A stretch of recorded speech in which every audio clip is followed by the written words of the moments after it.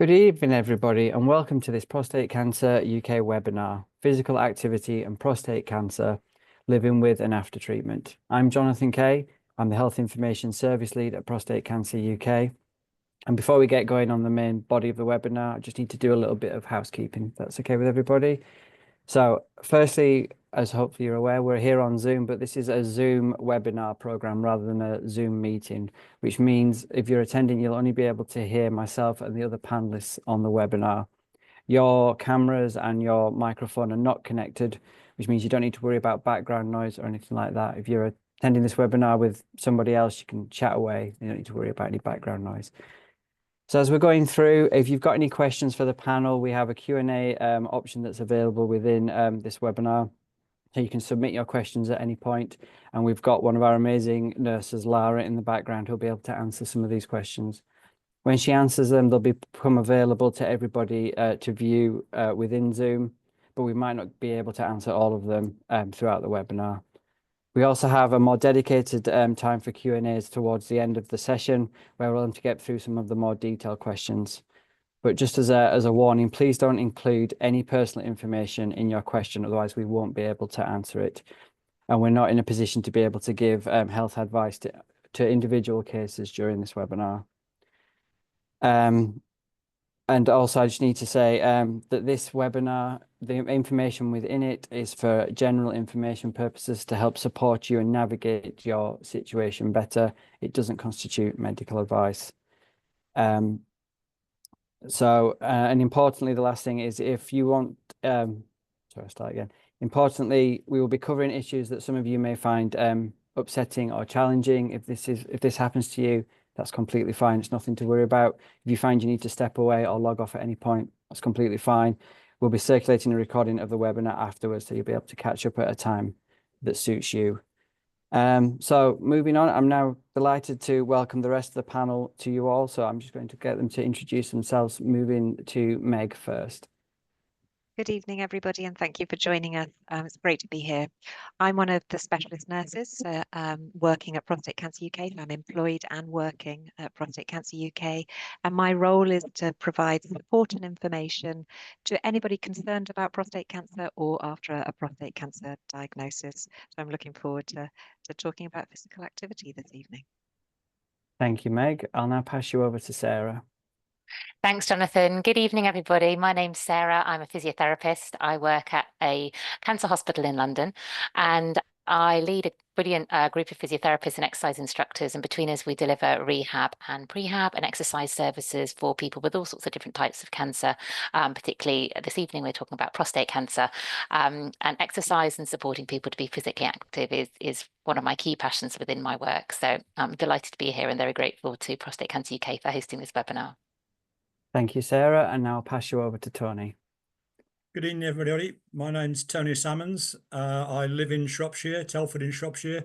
I was diagnosed with prostate cancer in October of 2019, and I am now 4 years past surgery and living a healthy life. Great. Thank you very much, Tony. So to start things off, I'd just like to do a very quick poll with everybody so that we can get an idea of the audience that we have today. So I should be able to just flash this up for anybody. Hopefully you can all see that. So if you'd just like to try and answer this question, so let's just get us a bit of a background to the audience that we're looking at today. And it's completely anonymous, so you don't need to worry about anything like that. I'll leave this poll open for just a few minutes so we can get a feel for it.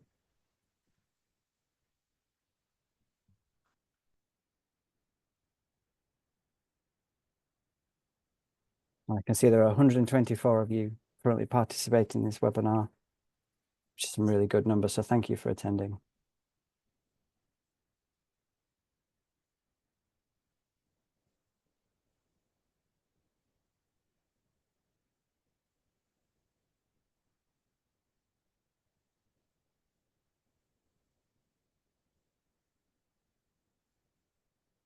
Okay, I'll just leave it open for a few more seconds and then we'll end it there.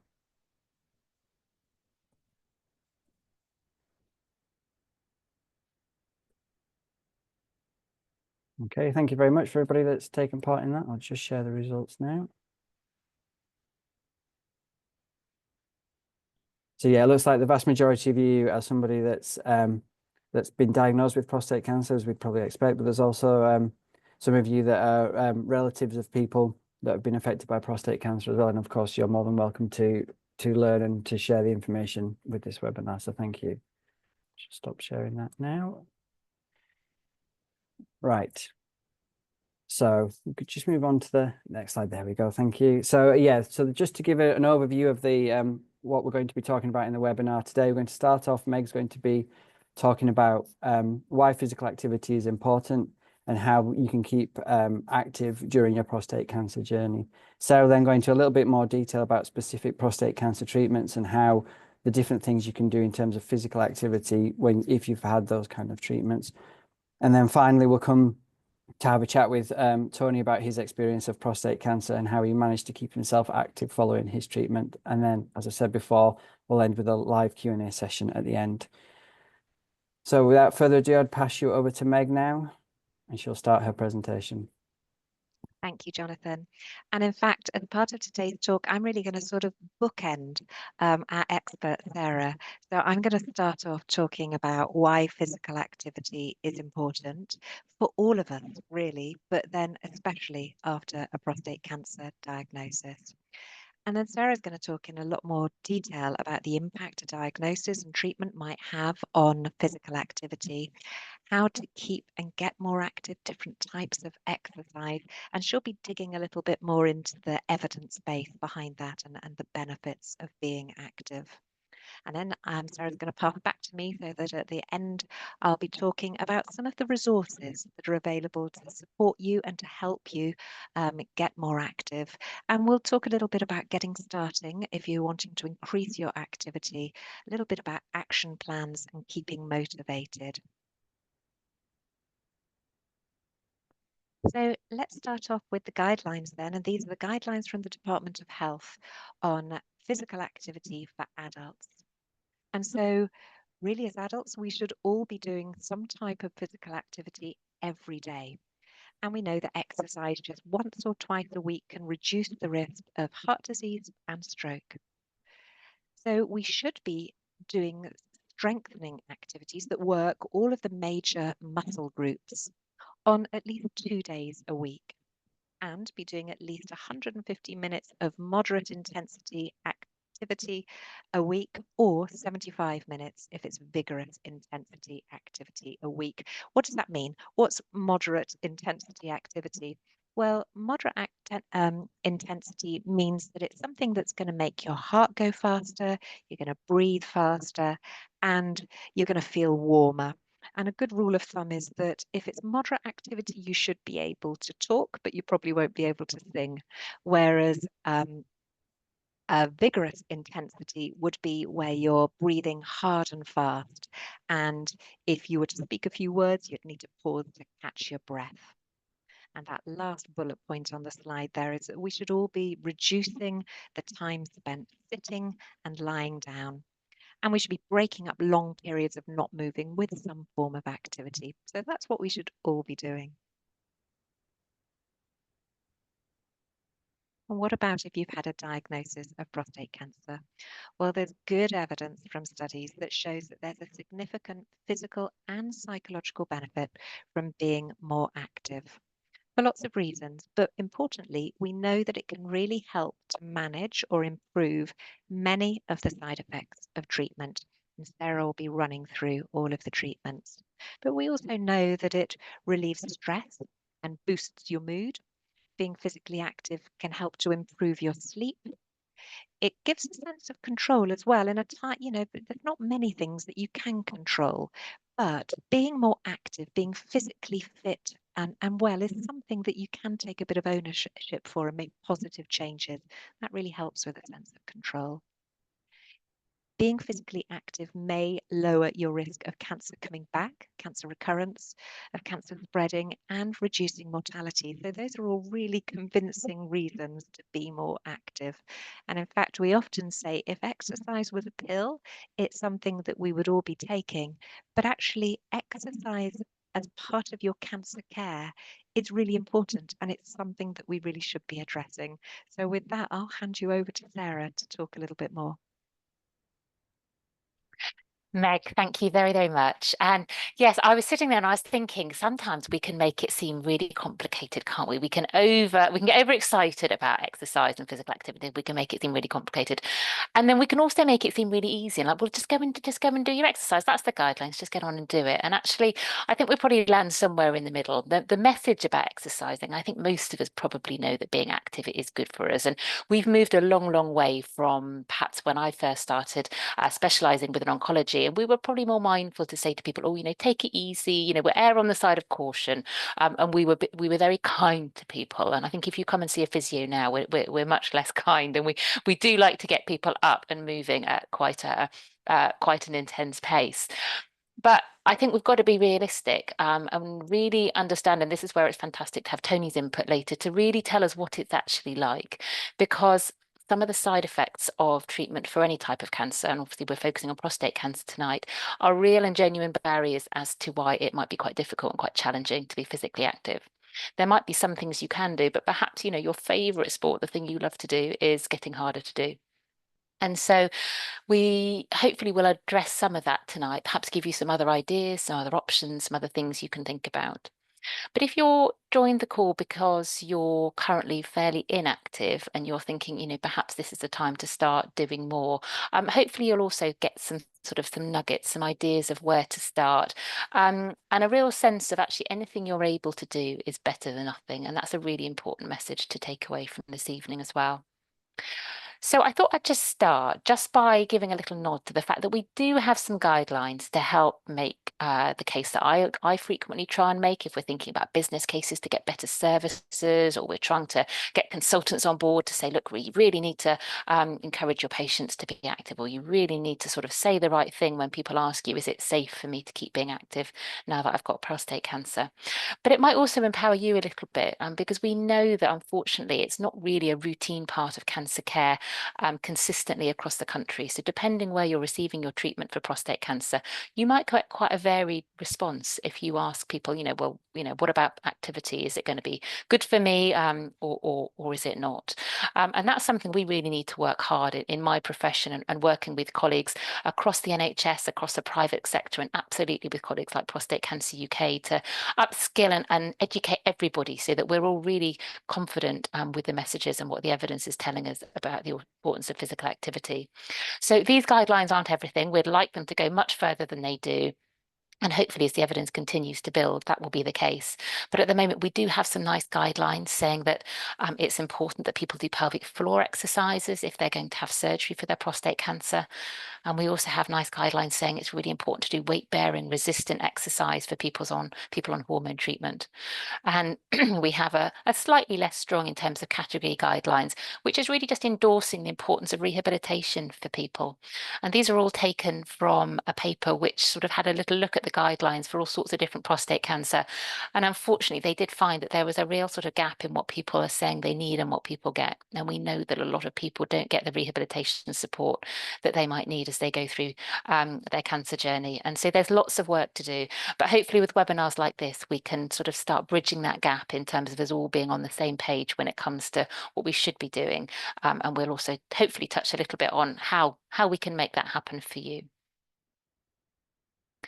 So you might be familiar with this term, which is relatively new in my world. It's called prehabilitation. Sometimes well, I suppose historically we tended to wait until people came into clinic with problems, and then we kind of worked out how best we could help to address them. There's been this new understanding of actually, if we can try and optimize people, even at the point that perhaps they're starting to get some symptoms, or perhaps they're starting to go to their GP, sort of having that conversation even before they're diagnosed. I'm starting to get some support, some conversations, some awareness of what they can do to optimize themselves and get themselves in the best physical and mental position possible before they start any cancer treatment. It can have a really positive impact on their ability to tolerate and cope with treatment. And the little infographic on the bottom there just gives you that in sort of pictorial form, to show that actually around about the point of diagnosis, if people get the support they need, and that tends to be support to be physically active, to really have a look at their diet and their nutrition and to get that as good as it can be, but also from a psychological point of view, to get the support you need to really come to terms with the diagnosis and to really kind of, I suppose, prepare yourself perhaps for what's in store. If people get those 3 levels of support, then we know we can kind of generally, we can pick people's general health up and improve it before treatment starts.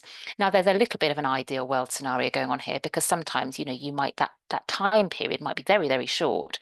And sometimes that can be a challenge in itself, as you're, sort of perhaps reeling from a diagnosis, just to start kind of getting yourself organized and plan what you need to do just to get to that first point of treatment. But some treatments, perhaps you have a slightly bigger window. And for some people, that can be a real opportunity, as Meg was saying about, right, my world sort of perhaps turned on its head, but what can I control? What can I do to really put myself in the best possible position? And if that's perhaps where you're at the moment, then I hope you get some really sort of positive encouragement over the rest of this evening, in terms of there's a lot you can do to really put yourself in the best possible position ahead of treatment.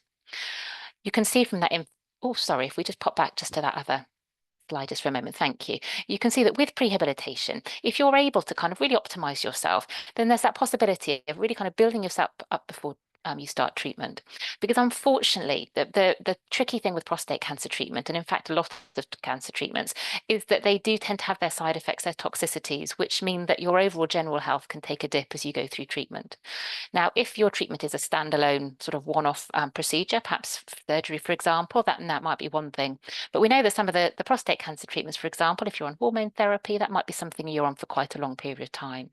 So whilst you're going through treatment, it's also really important that you're offered and you're supported with rehabilitation as well.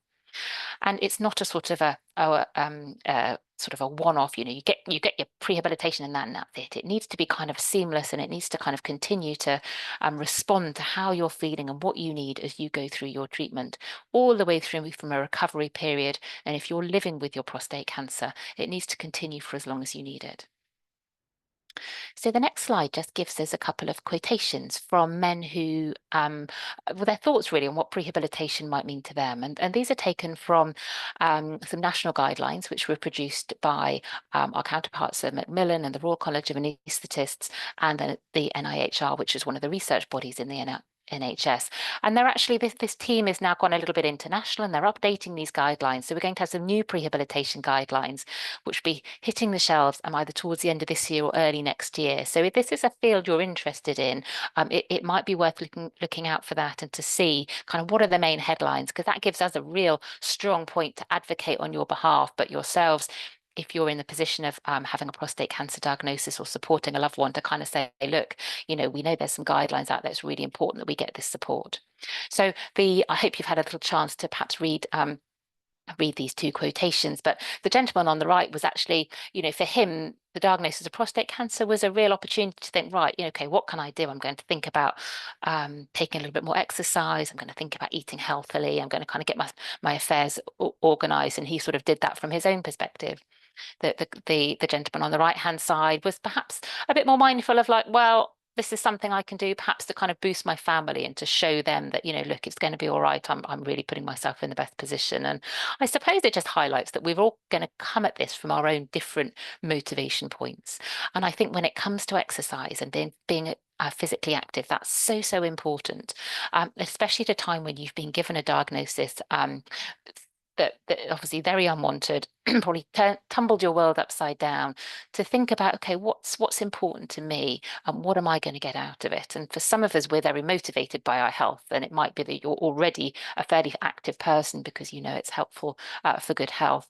It might be that it's never particularly featured in your life. Perhaps you're somebody that's always been the more sedentary end of the spectrum, but perhaps increasing your physical activity levels and helping to reduce the side effects of treatment, perhaps that's really important, because it allows you to continue doing a loved hobby, or interact with your grandchildren, or continue to work, or something else which kind of gives you a real sense of purpose and a sense of who you are as an individual. And that might be a really motivating thing for you at this point in your cancer journey. So sometimes finding the hook that's relevant and means something to you can be a really motivating factor.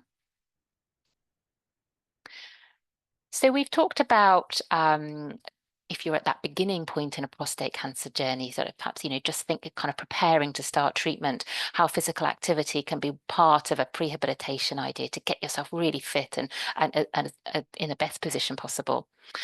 For some of you, you might be on a pathway. Perhaps you're not at the moment going to be receiving any active treatment for your prostate cancer. So some prostate cancers are managed by simply being very well monitored, and the prostate cancer itself doesn't actually warrant any treatment at that moment in time. If that's the case, then you've got a real opportunity here. I always think about that you've got an opportunity of a prehab for life, because it may be that you're feeling, you know, relatively well. You know, perhaps you're living with other conditions which are giving you more trouble than your prostate cancer. But you've got an opportunity here perhaps to think about, okay, well, you know, what are the tweaks I could make? What are the little steps I could make, perhaps to do this optimizing to get myself in the best possible position? And that might mean that, you know, you then don't need to go on to have any prostate cancer treatment in the future. Or if you do, it might mean that you're in a really good position and you've had almost the good fortune to have a really long spell where you can do your prehabilitation. That's not to say you don't need any support. You know, there might also be challenges in that. And I hope that you can find that support should you need it. We know that, speaking generally, if you're on one of these pathways, keeping active is going to improve your overall health and fitness, as it is for any of us. We also know that it can support that concept of self-management, because sometimes these pathways can be quite challenging because you're not actually receiving a treatment. People are just keeping an eye on your prostate cancer. Although that can be a really safe pathway to be on, and it helps to reduce any of the unwanted side effects of treatment, it can sometimes be quite challenging to think that you're living with that prostate cancer. And so doing something and taking control to put yourself in a really good position health-wise may well help you to feel confident that that's the right pathway for you. And if we go on to the next slide, there's starting to be some emerging evidence that actually, if you're exercising and you're doing cardiovascular exercise, and we're going to talk about what that means in a few slides' time, but at a certain intensity whilst you're on active surveillance, not only are you likely to be getting fitter, so you're likely to be improving the way that your heart functions. We've also got some evidence from the ARRAISE trial that people's PSA levels actually reduced compared to standard care, so people who were just doing their normal level of physical activity. So these were men who were exercising at a fairly high level, so they were doing supervised what we call HIIT training. So they were working quite hard and they were working under supervision, but they had some really promising results in terms of reduced PSA levels, as you'll know that's one of the blood tests that's done for your prostate cancer. And the overall rate of cell growth for the prostate cancer was positive too. So although that was a fairly small study, and certainly we need studies on a bigger scale to be able to say definitively that was the case, I think that's a really encouraging start to say that, you know, perhaps that's the moment in time where you can think about, okay, what are the steps I can take? And then the last bullet point on this slide really just helps to emphasize that point about trying to perhaps just keep yourself feeling well and motivated and feeling confident that it's the right pathway for you, because there is fairly high dropout rate for active surveillance, with people perhaps opting for a more invasive form of treatment, which perhaps isn't, from a medical standpoint, always indicated. So there are quite a few studies now showing that actually men who are given support whilst they're on active surveillance, which includes a component of physical activity, really benefit from that in terms of what we've talked about previously, that sense of control, doing something active and doing something to help yourself. And you're not just sitting around and waiting, you're actually taking charge of the situation. So I hope that perhaps speaks to you if you're a gentleman or supporting a loved one who's on one of those monitoring pathways, to perhaps flip it around and think, okay, there's a real opportunity here. And perhaps the next step is thinking about, okay, what might I do? What support might I need? What's going to make it difficult? And how can I get around that? I think our next slide is moving on to surgery. So some of you might be awaiting a prostatectomy surgery, which is the most typical surgery for prostate cancer. Some of you might be in a recovery phase post-prostatectomy. So if you are in that preparatory window, and again, I appreciate people generally don't have that long now, depending on waiting lists, etc. Anything you can do just to start increasing your activity levels, even if you've just got a couple of days before your surgery, to building up your step count, getting out perhaps in some fresh air and doing something active is going to be beneficial. If nothing else, just from a mental side, in terms of just giving you a little bit of a positive boost of those endorphins as you're active. If you do have the opportunity, perhaps if you have got a week or so and you can start practicing pelvic floor exercises, then we know from the evidence that people are more likely to regain urinary control after a prostatectomy surgery. Now, again, even if you've only got a few days, a week or so, and you think, well, it's not really that long to build up any muscle strength, and you're probably right, we know muscles take a bit longer to strengthen. What it will do is it help to build those neural pathways and something called muscle memory. So if you've never done a pelvic floor exercise in your life before, and if you're probably not alone, then it's an opportunity just to get your head around what it feels like, especially whilst your pelvic floor is in a relatively speaking better position, just to practice the exercises, get that muscle memory bedded down so that when you then start after your catheter's removed, after your surgery, you're sort of, you kind of hit the ground running and you can think, okay, yeah, doesn't perhaps feel quite as strong as it did before my surgery, but I know I'm activating the right muscles and I know about my fast and my slow contractions. And if for any reason you have got a little bit longer, really build that into your routine and kind of get familiar with it so that you've got the opportunity to build up that little bit of strength. I'm sure wherever you have your surgery, it'll be no different from what happens at our treating centre in terms of getting people up and moving straight away. So sometimes that can even be the same day, depending on where you are in the surgical list. So as soon as you come round and everybody's checked your observations and your blood pressure's stable, and perhaps you've been able to take on board a little bit of fluids, as long as your pain's okay, ask the nurses, ask the people supporting you, right, I want to get up, I want to have a little walk, and see how you go. Because the sooner you get back up on your feet, walking around, the better off you're going to be. And walking is a really lovely low impact form of exercise. So in terms of then getting back into exercise, it's a really good place to start. So people generally aren't in hospital very long these days with prostatectomy surgery. So as soon as you're home, start building up that daily walk, getting outside in the fresh air and building up your steps as long as you're comfortable to do so. So the catheter comes out, you get back straight away onto your pelvic floor exercises, and really commit to doing those. Make that as much as part of your sort of your daily pattern as you can. Just being mindful in terms of then thinking about getting back to other exercise. And this is where it's going to be a little bit individual to your own circumstances. But we have a general rule of thumb that it takes the kind of internal structures about 4 to 6 weeks to heal. And because of the rejoin that they have to do as part of the surgery, the surgeons always, will be very, very careful to point out they don't want you doing anything overly strenuous for that first 4 to 6 weeks. So that's really things, sort of high impact things and heavy lifting type exercises. It's also probably just worth pointing out that if you do have a particularly weak pelvic floor, and it depends on the nature of your surgery, perhaps there's the impact on your urinary function after surgery. But if you are experiencing stress incontinence, then there is going to be some forms of exercise which are better for you than others.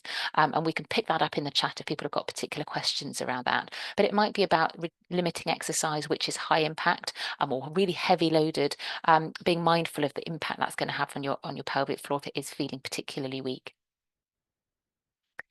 So moving on to the next slide. So radiotherapy is also a common treatment for prostate cancer. So what do we know about radiotherapy and exercise?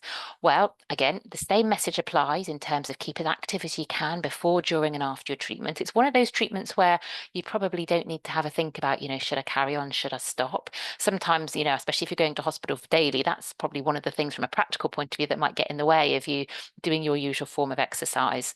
Just a couple of things to be mindful of if you're somebody that loves cycling. Sometimes you can get some sort of skin irritations. It can feel a little bit more sensitive. So just play that by ear in terms of how comfortable you feel sitting on a saddle. And if you're somebody that enjoys swimming, you might just need to be careful of any skin irritations. The skin can often be a little bit more sensitive immediately after your radiotherapy. So you might just want to be cautious about getting into a chlorinated environment until that settles down. But normally one of the biggest side effects with radiotherapy is fatigue, and we'll touch on that in a few slides' time. But generally keeping active and trying to keep your physical activity levels going can be a really helpful way of managing that fatigue. And the other thing that just to point out is that the bladder and bowel can become more sensitive. We know that people have challenges around coping with that, perhaps a degree of urgency. And so you might want to be mindful of where your nearest facilities are if you're exercising outside of the home, and emptying your bladder and bowel before you start exercising might be a helpful piece of advice. But generally speaking, I would say that doesn't get too much in the way of people being active during and immediately after radiotherapy. So we've got some nice evidence here to say that actually for men with prostate cancer undergoing radiotherapy, we know that exercise helps to improve fatigue, physical function, and it helps to reduce the likelihood of any urine toxicity. So particularly talking about incontinence there. Some of the other side effects, we haven't really got the evidence to say that hand on heart. So those are the kind of the three main ones where we've got the strongest evidence where it comes to radiotherapy.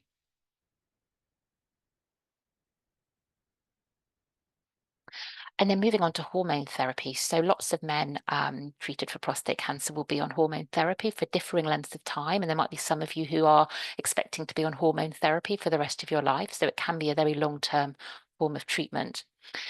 Now, some of these side effects, if you're one of those gentlemen or you're a partner or a loved one supporting somebody with hormone therapy, you might be kind of nodding going, yeah, no, I can certainly tick some of those on the list, unfortunately. So fatigue is very common with hormone therapy, and weight gain as well, because of the impact it has on your sex hormones and testosterone in particular. We know that we tend to get this kind of unhelpful reversing. People tend to put on a little bit more adipose tissue, so fatty tissue, particularly around the abdomen. And people coming into our clinics often say, yeah, they sort of hold their arms up and they say, yeah, I've just noticed I've sort of lost my muscle tone. I'm a little bit flabbier.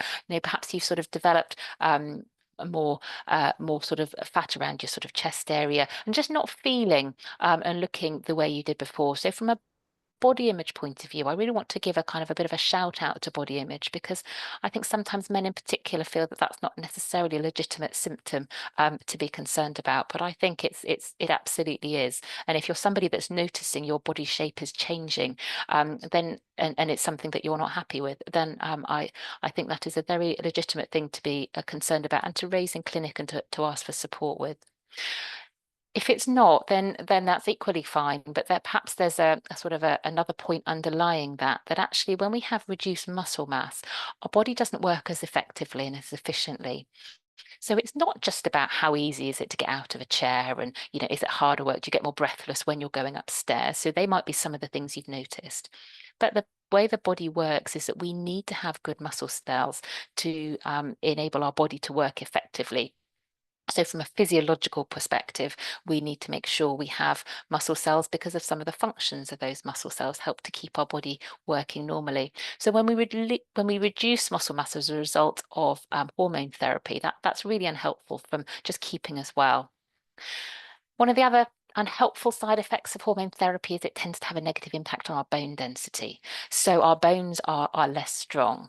And I always think this is a bit of a sneaky one, because you can lose bone density and not really know much about it unless you happen perhaps to have a DEXA scan or you're informed in other ways. And so sometimes it's not until you have a trip and a fall and perhaps even a fracture that gets picked up. So if you are on hormone therapy, just have a sort of a back in of mind sort of knowledge that it can have a negative impact on your bone health. And one of the important things that we can do to counteract that is to think about weight bearing exercise. So exercise which helps to stimulate the production of new bone through the sort of the pounding impact. So if you think about something like walking, that's a weight bearing exercise because the weight's going down through your legs with every step you take. And then if we think about the upper body, we tend to typically do less upper body weight bearing exercise in our day-to-day life. So you might want to think about, okay, could I incorporate some push-ups, even if that's standing up and doing it against a wall, if you're fairly new to that form of exercise? What could I do to think about sort of lifting type exercises with my upper body to incorporate some weight-bearing exercise? Low mood is one of the other common side effects of hormone therapy, and sometimes notwithstanding the fact that you're kind of coping with a lot of side effects. So we've got really good evidence now to say that physical activity is a real mood booster. If you're somebody that loves activity, you're probably, you know that for yourself. It's probably part of the reason why even when it's cold and wet and raining outside and you're pushed for time, perhaps you still prioritize your gym session. But if you're sitting in that camp, then you might go, yeah, I just, that kind of that high, that feel good factor afterwards is something worth getting up out of the sofa for.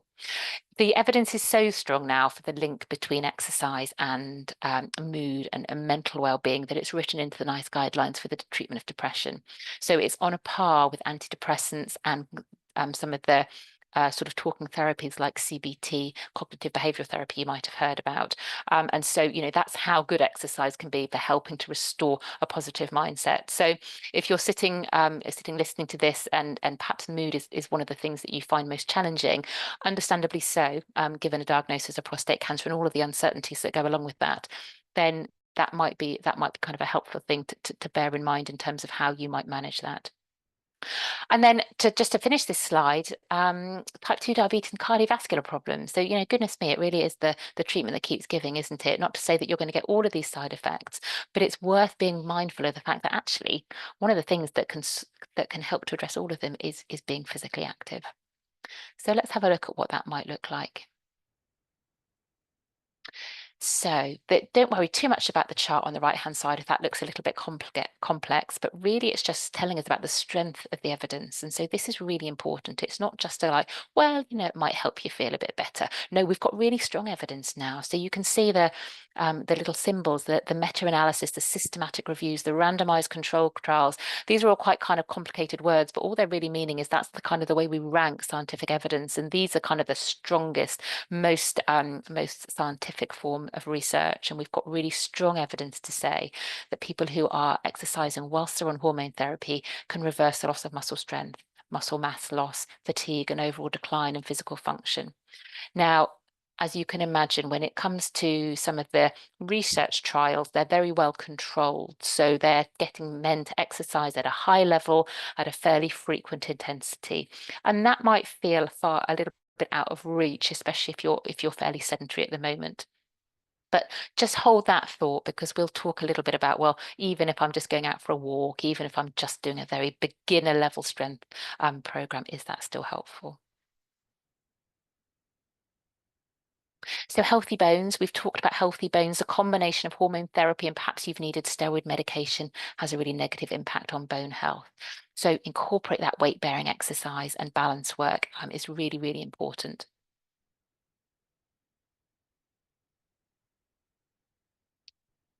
Sorry, I thought I'd do that one very briefly because I thought perhaps I'd covered that. Sorry, I appreciate I've not covered everything in the slide.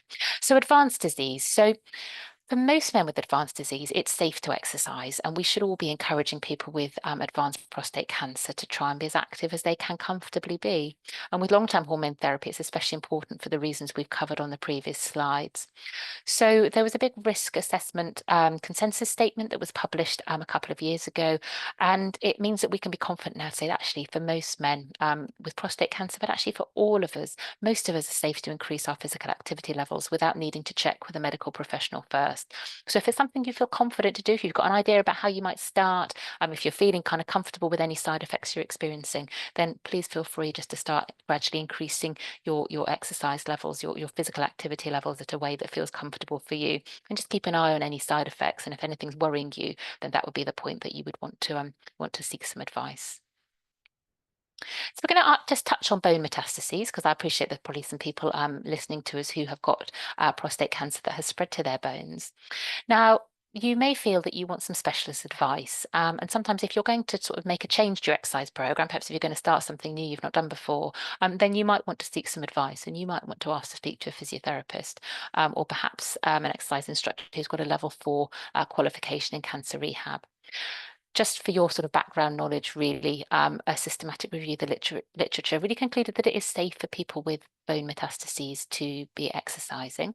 We now encourage all of our patients with bone disease in their bones to be as active as they can be. And the studies tended to show that a structured exercise program showed an overall trend towards increasing physical function and muscular strength. So they were kind of really, really positive. But there's a few kind of little caveats to that, which I'll cover in the next slide.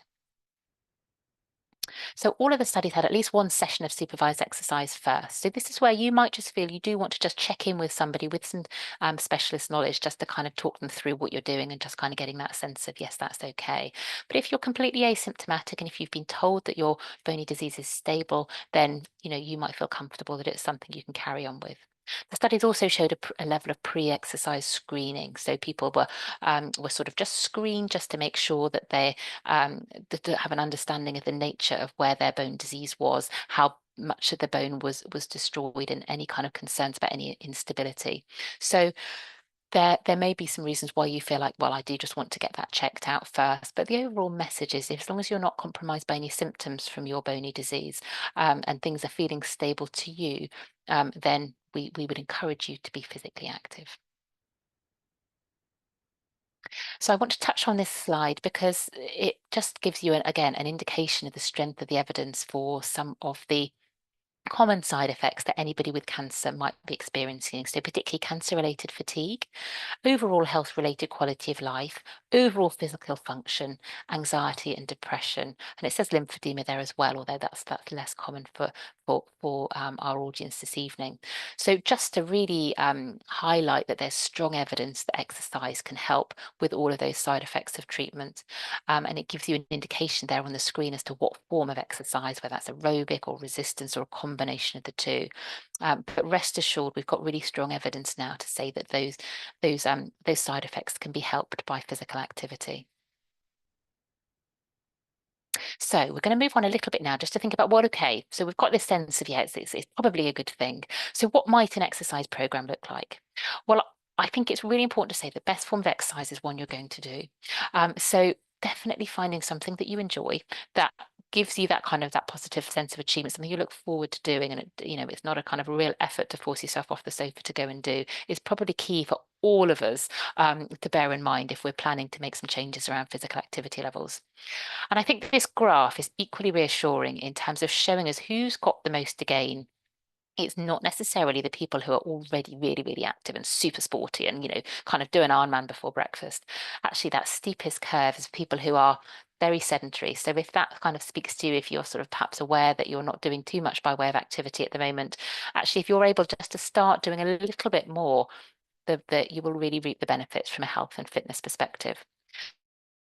And there's also a little grey line on that graph you might be able to see at the bottom of that infographic, which is risks and harms. And you can see that as people start to increase their activity levels from a very low base, the risks and harms really doesn't increase. And it's really not until you're getting to quite serious levels of activity, and perhaps more the elite level of really training really hard, that we see that risks and harms curve start to increase. So hopefully that sort of feels a little bit reassuring if you're feeling like, oh gosh, I've got a long way to go.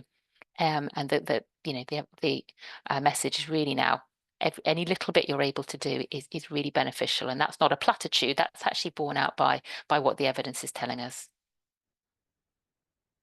So Meg touched on this at the beginning. This is the Department of Health physical activity guidelines. This is what all of us should be aiming for to maximise our health. And the strapline really is every minute counts. Some is good, more is better. So really I hope that's one of the take homes you can get from this evening, that, even a few laps, around the block after dinner, going to the upstairs loo rather than downstairs loo, just to kind of get your heart rate up again. If you've been sitting binging on Netflix for a little bit, what can you do? A few press ups against the wall, just doing something just to break things up makes all the difference. Does it have to be exercise? Some of you, you're probably congratulating yourself from still listening if it's, if exercise is a term which, really kind of turns you off and brings you out into a cold sweat. It's not for all of us. Some of us have a really unhappy relationship with exercise. It's just not something we enjoy. Perhaps you were the one that was always picked last for PE. And, ever since then, it's just been something you feel like, well, I'm just no good at it. I don't like it. I don't enjoy it. It's not for me.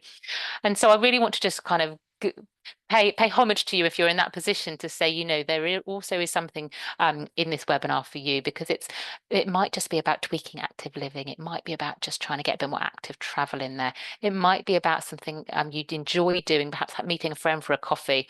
Could you take your reusable cup, and could you kind of do that walk, that coffee and a walk, as opposed to sitting in a coffee shop?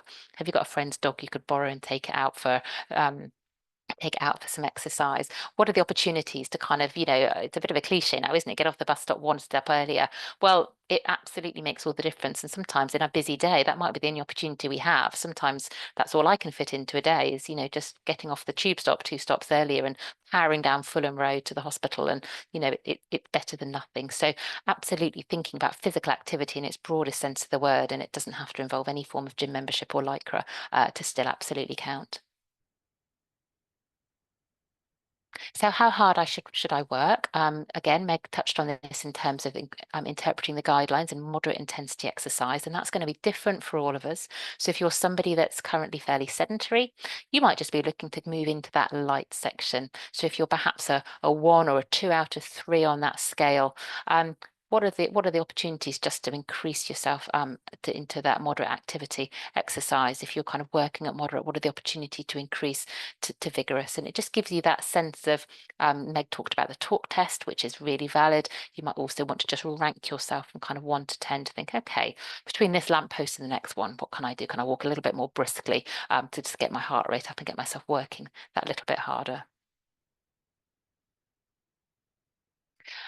And as we get to the end of my little section, a little nod to strength training, because I think when it comes to cardiovascular, and we think, okay, I've got to get my heart rate up, got to get a little bit warmer. Generally, we can all kind of envisage what that might look like. That might be a walk, it might be a bike ride, it might be perhaps a jog, it might be going for a swim. You know, we kind of get our sense of what a cardiovascular piece of exercise might be. Strength training, unless you happen to enjoy the gym and you've got a partner who's a personal trainer, can feel a little bit less accessible to think about, well, where do I start from a strength training perspective? We've got some signposting tips which will hopefully help you to get started if it's new to you. But as a general round of thumb, we're talking about a program which works all our major muscle groups. So if you just have a scan of your body, we want to be making sure we're working the arms, we're working the legs, we're working the tummy and the core muscles. So on the screen, it kind of gives you a sense of, well, what are those core muscle groups, and perhaps what might some exercise examples look like? So it doesn't have to be the gym. It can be involved. It can be performed using body weights or equipment at home. You might want to invest in some light dumbbells, some hand weights, some resistance bands if it's something you're going to be taking seriously. Or you might be able to look around the room and think, okay, I've got a water bottle and a tin of beans. That's where I'm going to start. Or you could just use your body weight and do some resistance work really effectively. In order to gain strength, this program needs to be progressive. So you don't want to be doing the same program for a year, because chances are your muscles aren't going to need to be working that harder. They're going to get used to that form of exercise. So you do want to be progressing your exercise, whether you're doing more repetitions, whether you're doing more sets of the exercise, or whether you're increasing the weight. But really, you only need to be doing a strength training program twice a week to be really gaining benefit if you're doing it to that upper level, so that you can do about 8 to 12 of the exercise and then you need a little bit of a rest. If you could keep going all afternoon, then it's probably not quite challenging enough. But it's important to say that when you start a strength training, it shouldn't be anything which provokes pain. So if you are struggling to find something that's comfortable for you, that's where you might need some specialist support.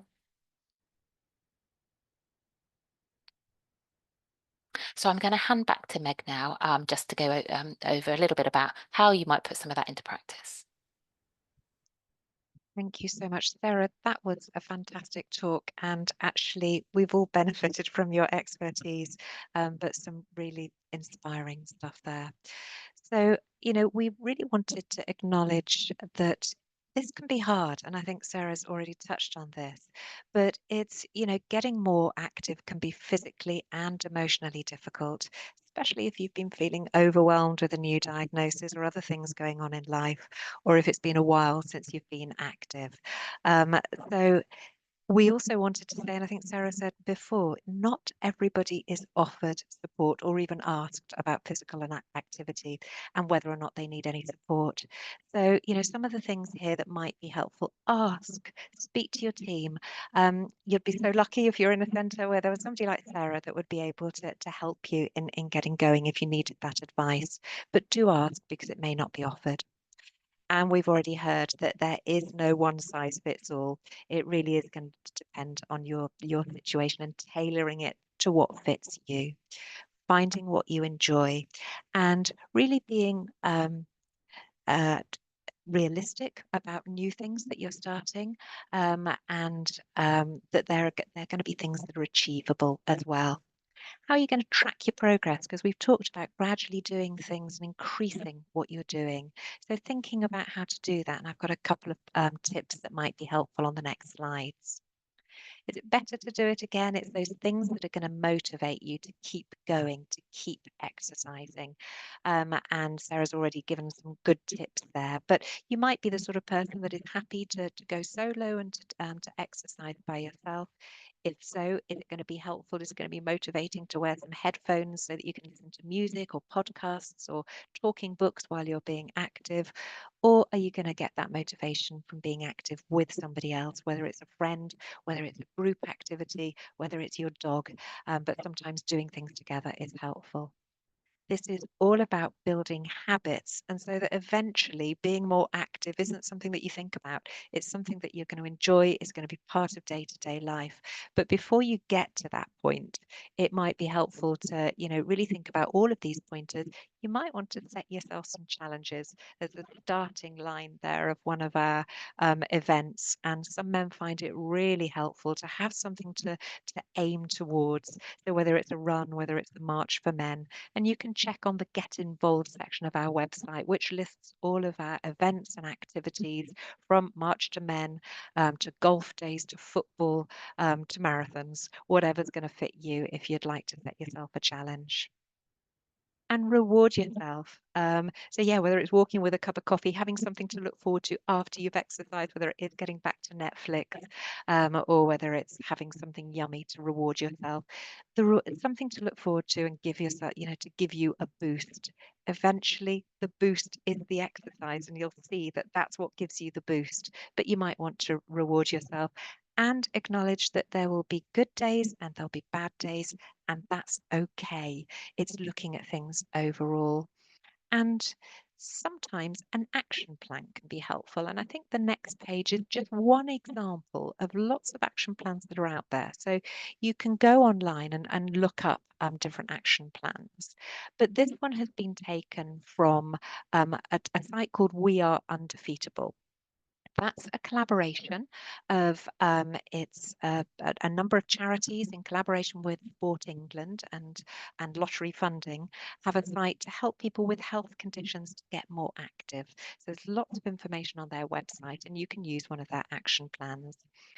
This is really helpful because we know from the evidence in behavioural science studies that sometimes the information and the knowledge alone isn't enough. We know that because if you think about all the New Year's resolutions that you set and don't keep to, you might need to think about other ways to be more successful in the goals that you're going to set yourself. And so using an action plan can be a really helpful way to do that. So on this action plan, you can see that it has a space to be able to talk about why it's important, why you need to move more. So the more reasons you can think of to put down, and my goodness, we've given you loads of reasons today. How do you like to get moving? What do you enjoy? What do you want to try? What do you like, or who do you like to be active with? How are you going to do it? What are your goals this week and this month? So always looking forward, and what do you need to make it happen? So thinking about the where, when, and how, being really specific. And at this time of year, you might want to think about wet weather plans, cold weather plans, the things that might stop you from being active. So have a look at that. That might be something that can help you get started and then help you to keep on track. And I think on the next slide, we've also got a diary, because that can be really helpful to keep track of how did I do today? How did it feel? And what will I do tomorrow? So if you need to adjust your goals or change things, it can be really helpful to use that. So we mentioned that we'd list some of the resources, and there are loads of resources out there. So we've got you a really good selection here. And I think as I talk, some of these will be going into the chat, so there'll be some links there. The NHS website has a variety of free exercise plans. So whether it's building strength or exercise programs that you can do at home, they have a good range. And there are a number of charities that can offer resources as well. Penny Bron is one of those. So Penny Bron is a cancer charity that's based in Bristol. If you live in that area, you can go to the centre. It's a beautiful centre. But since the pandemic, they've also developed the most fantastic online classes. So they do a weekly one on strength and stamina. They also do a yoga class. So it's really well worth checking out the online resources there. You might be lucky enough to live close to a Maggie centre. And Maggie Centres will have a range of exercise classes in person, so group exercises from Nordic walking to Tai Chi, all sorts of things that are available there.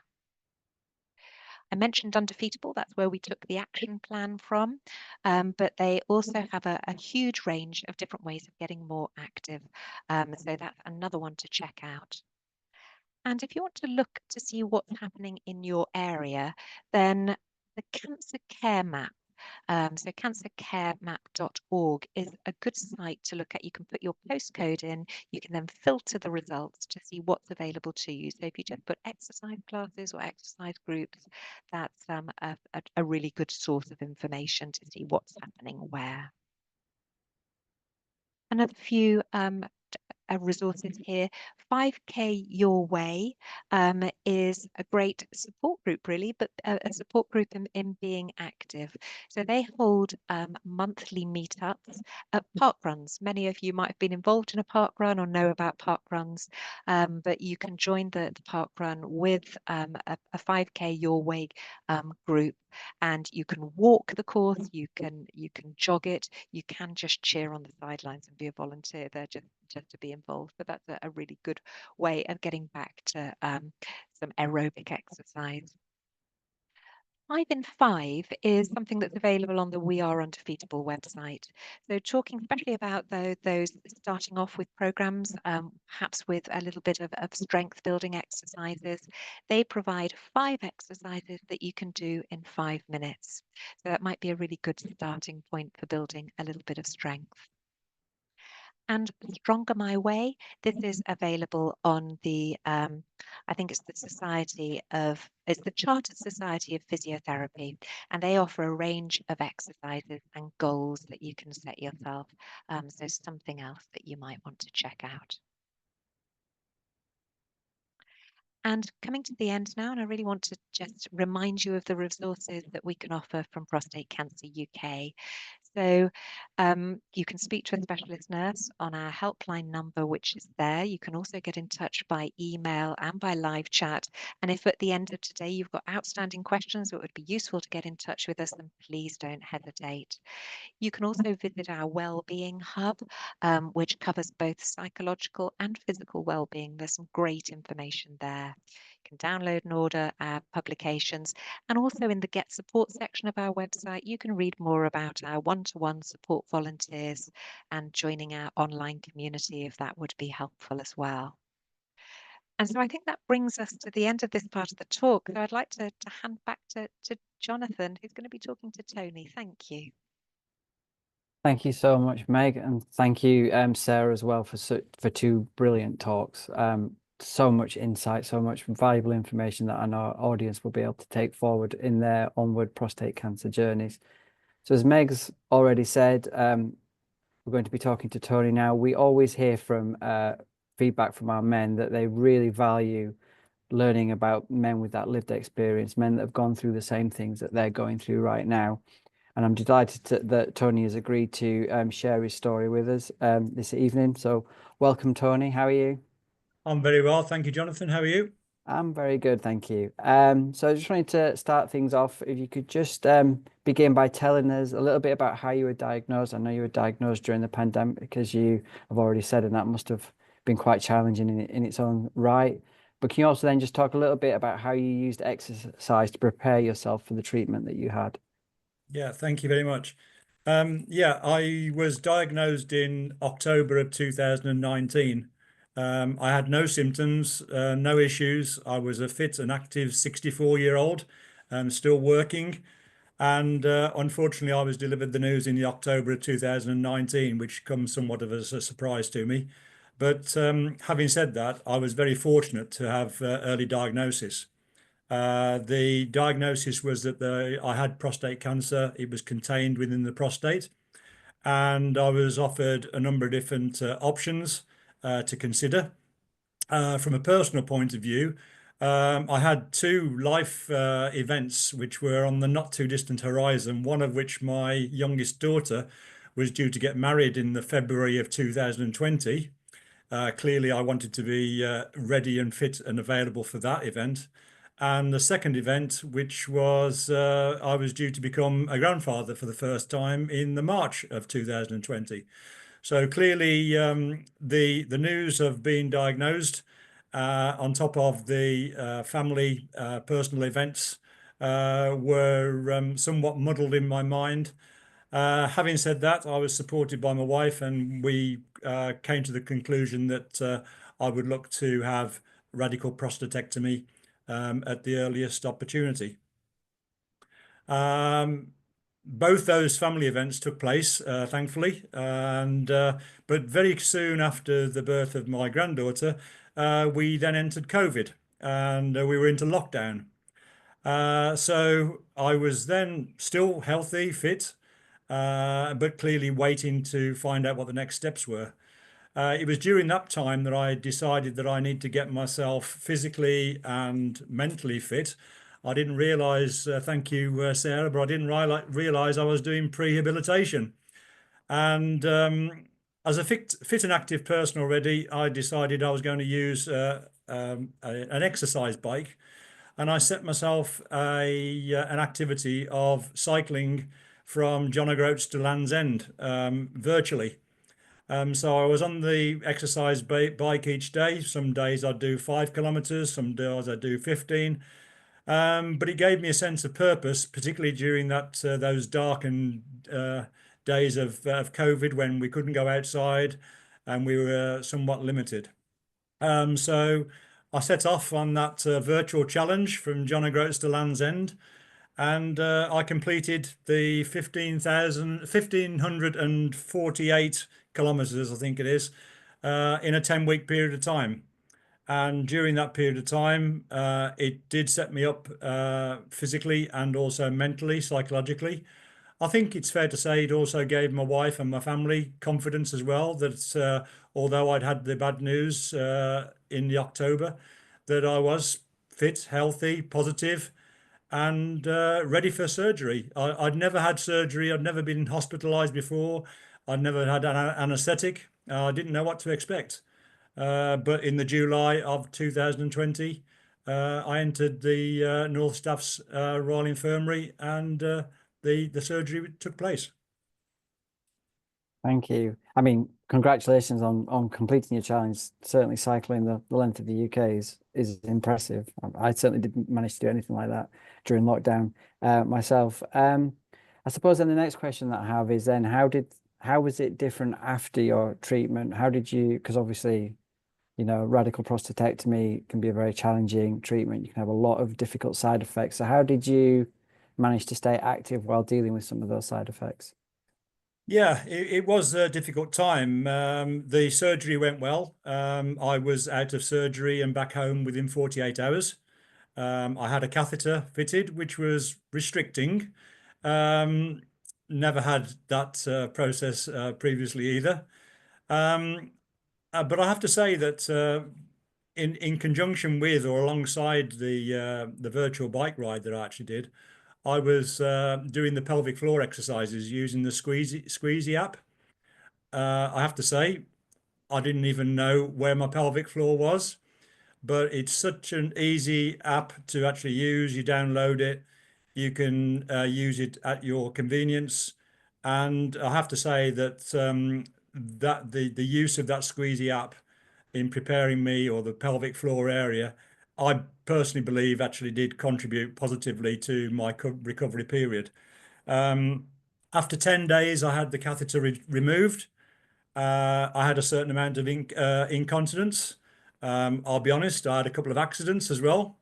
But, you know, my positive mindset, my mental strength, the support I had was basically sort of telling me to, you know, move on, try and think positively, and continue. So once the catheter was removed, I then set myself sort of small targets, really. I'd walk around the house, I'd walk out onto the patio.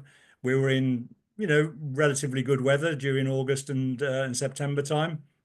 From there, I then decided to actually walk to the end of the close, which was probably about 100 meters. And all that time is just building my confidence back, building my strength, building my mental strength, and also giving positive a sense for my family as well. They could actually see me progressing, and in doing so, it gave them strength and positivity, and they could obviously then continue to support me. I think it's important that movement for me was key during that a short period of time post surgery. I set myself realistic targets, pure and simple, but also rest was important as well. A colleague of mine said, listen to your body, and your body's basically telling you different things. So yes, we may all feel as though we need to get out, but if you do have some discomfort or amount of pain, listen to the body, take some rest. It's really important that you do both, I believe, the movement and the resting, which hopefully helps along to a swift and healthy recovery. Yeah, definitely. I mean, that's incredibly sound advice that I'm sure everybody on this webinar can take forward. One more question I've got then is kind of what support did you have from others during this time? And that, I'm talking generally friends, family, other organizations. Yeah. Well, certainly my wife, my two daughters, and my son-in-laws were very supportive. They were surprised and disappointed when I delivered the news, but they remained positive too, and that obviously gave me a sense of positivity. I was working, and I have to say my employers were very supportive. I was off work for 12 weeks, had the surgery in the July, went back. I was working in a school environment, went back into school during the October of 2020. So about a 12-week period of time. They were very supportive during that time. Outside of that, really valuable support from Prostate Cancer UK, from the nurses, your colleagues, Meg and Sarah, who are out there providing guidance, support, knowledgeable support.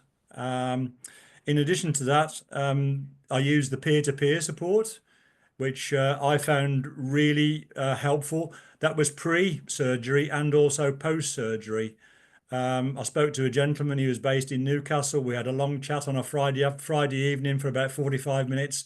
I'll never meet the gentleman ever again, but he put my mind at ease. He gave me such a positive feeling about what he'd gone through, things to look for, and also the local practice as well. I was being looked after the nurses, the urology nurses at Shrewsbury Hospital, and they definitely helped in my recovery, certainly in terms of the sort of incontinent issues, things to look for, and yeah, just generally really supportive, both close to me and also in the wider field. Brilliant, thank you. And then one last question from me then. You've already touched on the Squeezy app as something you'd recommend to the people on the webinar tonight, but what advice would you give to men trying to be more active after their prostate cancer treatment? I think as previously been said,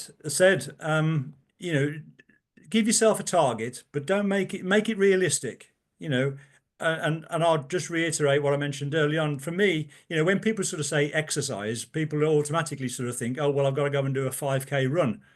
It isn't about exercise for me. It's about movement. Keeping yourself moving, keep your body strength, keeping your muscle mass, keeping yourself positive. That can be, and I was only reading today, that can be, instead of sitting at home watching TV, as we all will do tonight, when the advertisements come on, get yourself up, walk yourself around, go to the top of the stairs, come back. It's movement. Rather than sitting there on the sofa, watching the adverts that none of us are interested in, just, give yourself some exercise to do. Set yourself some realistic targets. Try and remain positive. It's difficult times.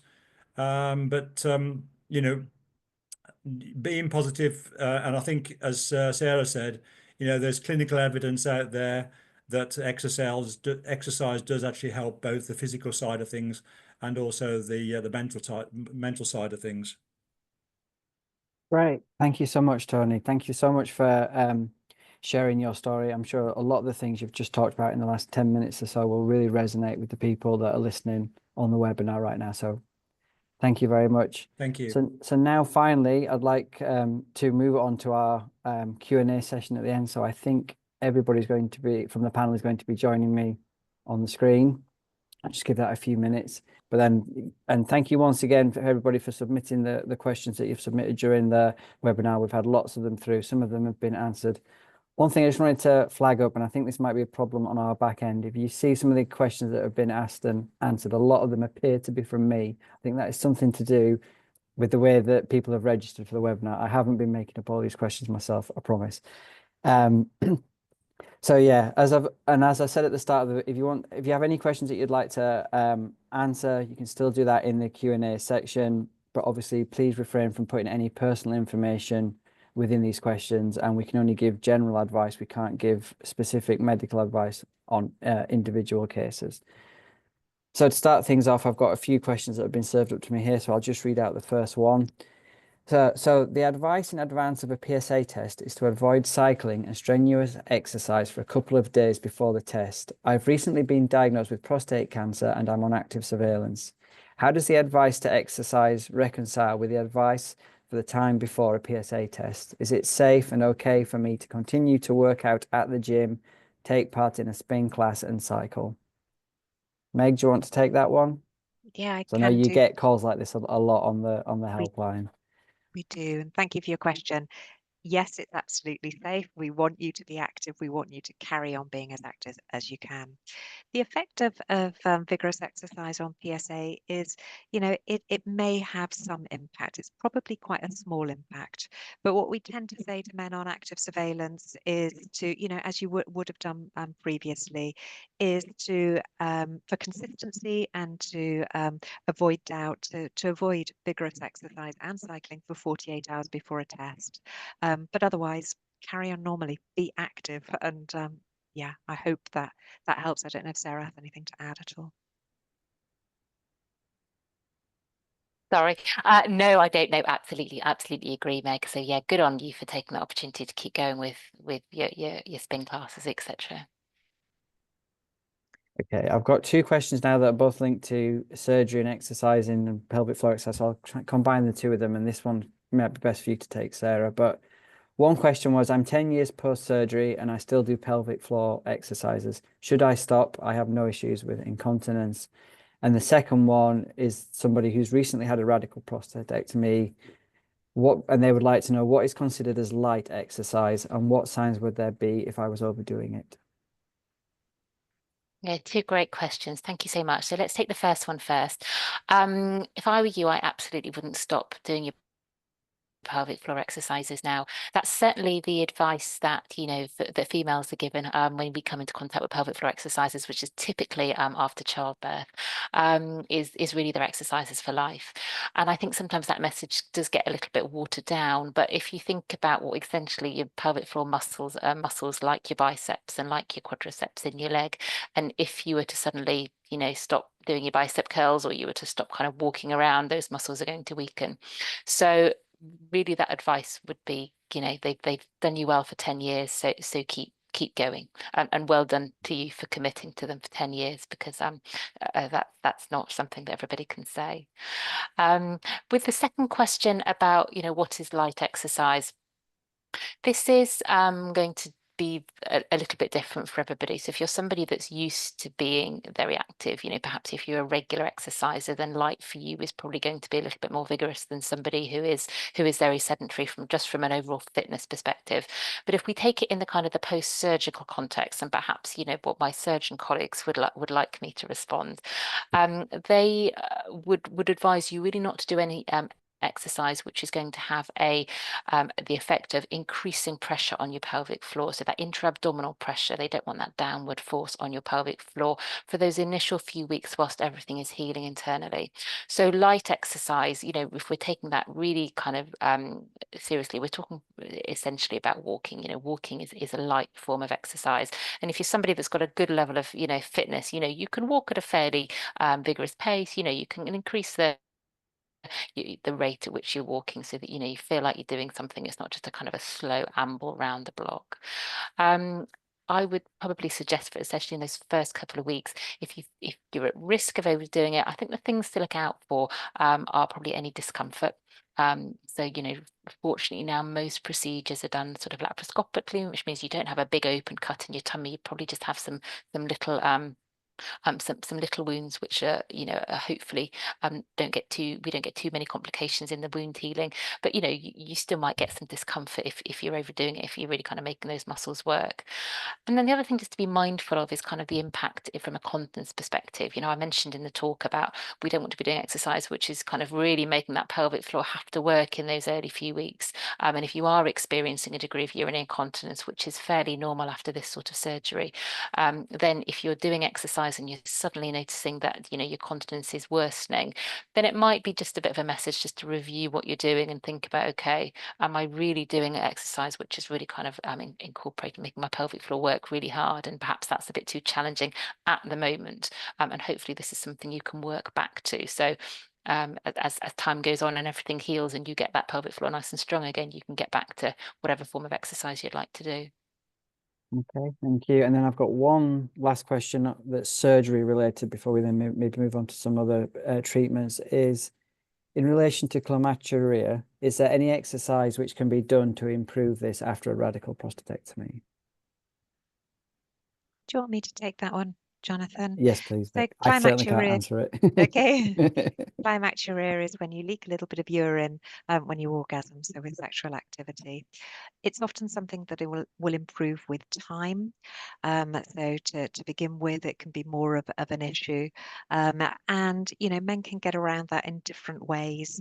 And just to be prepared that it might sometimes happen. Sometimes men will use a condom if they're able to get an erection as well as orgasm, although it can take quite a long time before you get erections back after surgery. But it's often something that will improve by itself. If it's not, then talk to your hospital team if it's something that's really causing issues. Great, thank you, Meg. So moving on to a question now on hormone therapy. So somebody has found that the impact of hormone therapy has given them unfortunate weight gain. Is there any specific advice on how to lose weight in this situation? It's harder. When you're on hormone therapy and we've suddenly changed your hormone levels, there is that tendency to put on weight.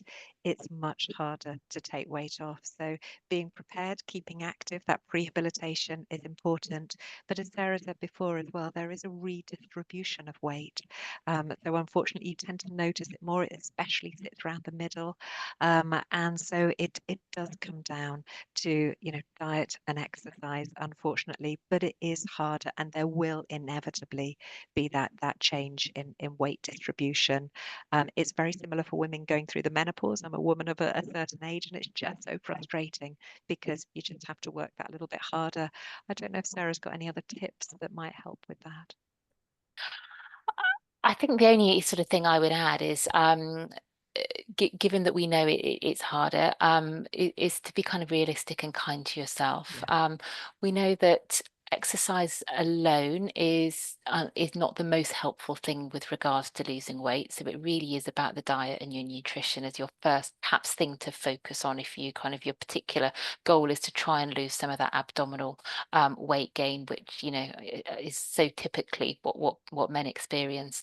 Having said that, kind of exercise as a kind of in addition to modifying and reviewing your diet is going to be really helpful, because if you can kind of give yourself that regular boost in metabolism, and particularly choosing forms of exercise which perhaps have an ongoing impact in terms of calories burnt. So from a cardiovascular point of view, you might burn a good level of calories whilst you're on the treadmill or on the bike or in the pool or what have you. But actually from a strength perspective, we know that when we work muscles, they continue to increase that metabolism after a workout. So if you're not already incorporating some strength training into your kind of your physical activity kind of sort of regime, then that might be something to think about. But yeah, it can be slow, and you do want to make sure you're really targeting the diet as well. Okay, thank you. We've got one final question now. So I'll just read this one out. So at the moment, the conversation is focused primarily upon post-operative incontinence, but erectile dysfunction in many ways is more distressing for many men. Are there any specific exercises that can help this unpleasant side effect? This person has found that gym machines that exercise the inner thigh muscles are actually very helpful, or is it more likely that the general exercise regime is having more impact? Don't know who wants to take that one. I think we can both probably say a little bit here. There is some evidence to say that pelvic floor exercises may also be beneficial for erectile dysfunction. It is tough. It takes a long time after surgery for men to get spontaneous erections back if they've had nerve sparing surgery. Some men will always need to have the assistance of treatment to help to get the best erectile function.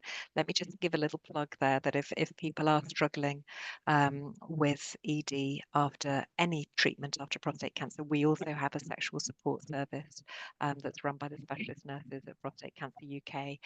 So on the link that you've got for Get Support, you'll be able to find out how to get in touch so that we can talk about treatment.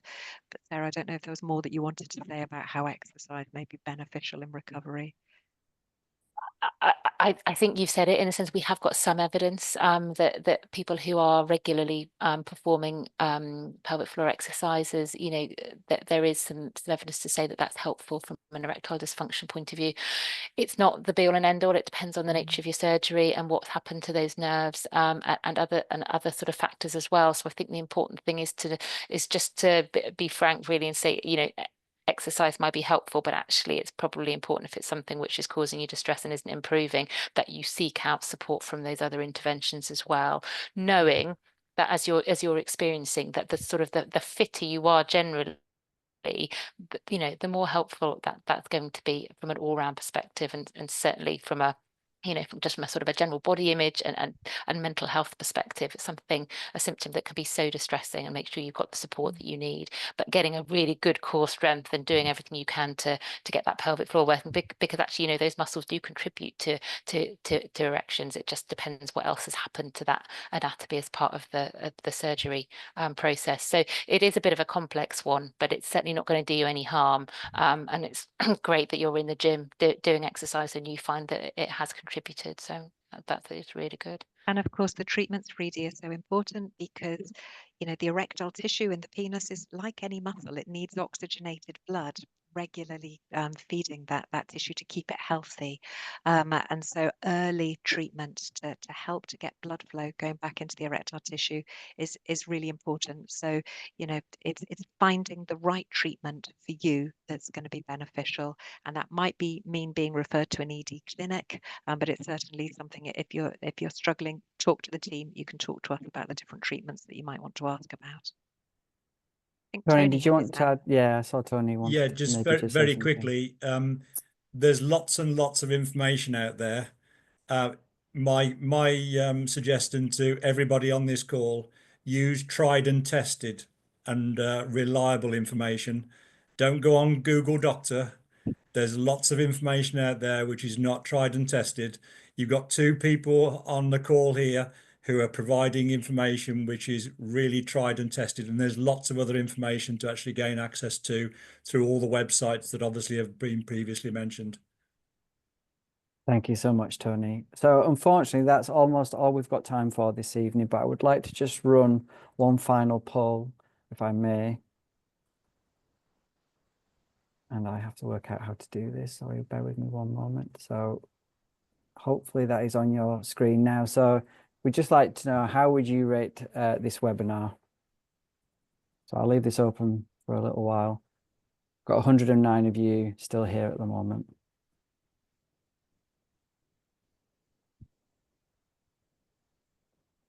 $108 now. Just scared somebody off.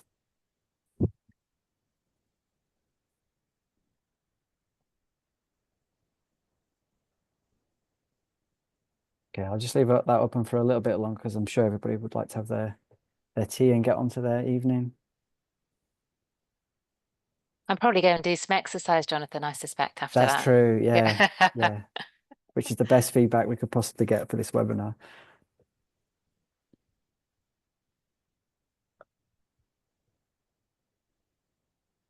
Yeah, I'll just leave it open for a few more seconds.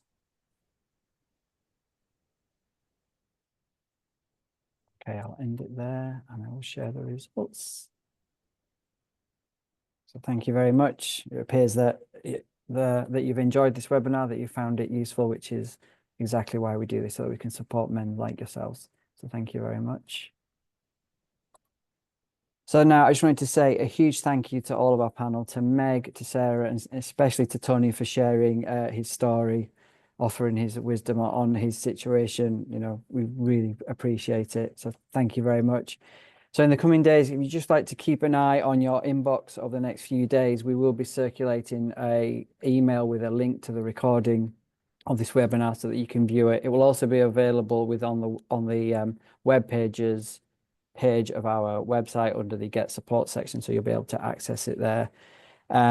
Don't forget, there's a wealth of prostate cancer information on our website, and our specialist nurses are available Monday to Friday, 9 to 5 on 0800 074 8383. So if there's anything that you wanted to ask today that we've unfortunately not had time to get onto, give them a call. They'll be able to talk through anything that you want at all. Keep your eyes peeled for more webinars that will be running in the new year. We have one lined up that will be focusing on mental well-being with prostate cancer. Yeah, like I said, that'll be early in the new year. So I'd just like to say, have a good evening, everybody, and take care. Thank you for attending.